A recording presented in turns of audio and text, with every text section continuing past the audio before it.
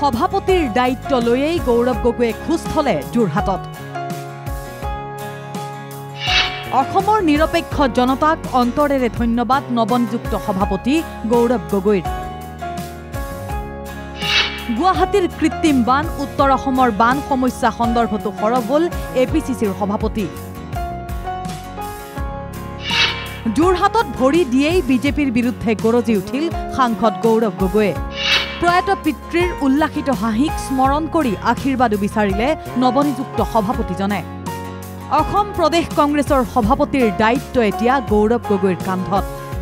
নিখিল ভাৰত কংগ্ৰেছ কমিটিয়ে ২৬ত দিছপুৰৰ মছনদ দখল কৰিবলৈ গৌৰৱ গগৈক দিলে সেনাপতিৰ দায়িত্ব লৈয়েই নিজ লোকসভা সমষ্টি যোৰহাটৰ ভূমি স্পৰ্শ কৰিলে গৌৰৱ গগৈয়ে।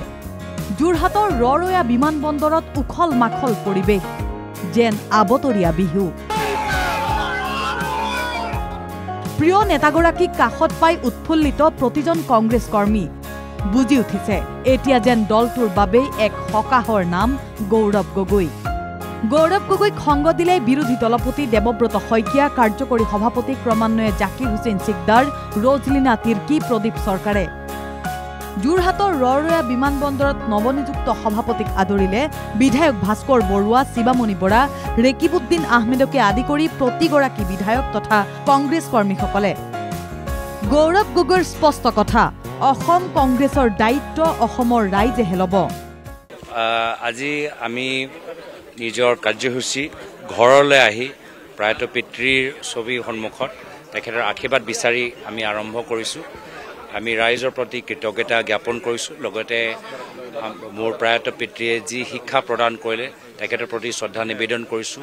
মোৰ মাতৃৰ প্ৰতি, মোৰ পৰিয়ালবৰ্গ আৰু লগতে মোৰ দুয়োগৰাকী সন্তানৰ প্ৰতি মই নিজৰ মৰম যাচিছোঁ। আৰু যিদৰে আজি ৰাইজ ওলাই আহিছে, ৰাইজৰ পৰা আমি যথেষ্ট উৎসাহ পাইছোঁ। আজি অসমৰ ৰাইজে আমাক সাহস দিছে আৰু নিশ্চয় পৰৱৰ্তী দিনত আমি ৰাইজৰ হৈ মাত মাতি যাম। নেতৃত্ব ৰাইজে ল'ব, আমি ৰাইজৰ হৈ মাত মাতি যাম। আমি ৰাইজৰ সৈনিক, কংগ্ৰেছ দল সদায় ৰাইজৰ সৈনিক হিচাপে কাম কৰি যায়। যে ৰাইজে যি পৰামৰ্শ দিয়ে, ৰাইজৰ যি অসুবিধা, সেইখিনিয়ে আমি মাত মাতি যাম। একেটা দিনতে আকৌ যোৰহাট নগৰত পবিত্ৰ মাৰ্ঘেৰিটাই অংশ ল'লে বিজেপিৰ এক দলীয় অনুষ্ঠানত। যোৰহাটত গৌৰৱ গগৈৰ আগমনৰ দিনটোতে শৃংখল চলিহাৰ প্ৰতিবাদ তথা বিজেপিৰ অনুষ্ঠানে কিন্তু অনাগত দিনৰ বাবে এক গুৰুত্বপূৰ্ণ ইংগিতো বহন কৰিছে। সি যি কি নহওক, যোৰহাটত উপস্থিত হৈয়েই প্ৰয়াত পিতৃৰ আশীষ লৈ আগবাঢ়ে নৱনিযুক্ত সভাপতি গৌৰৱ গগৈ।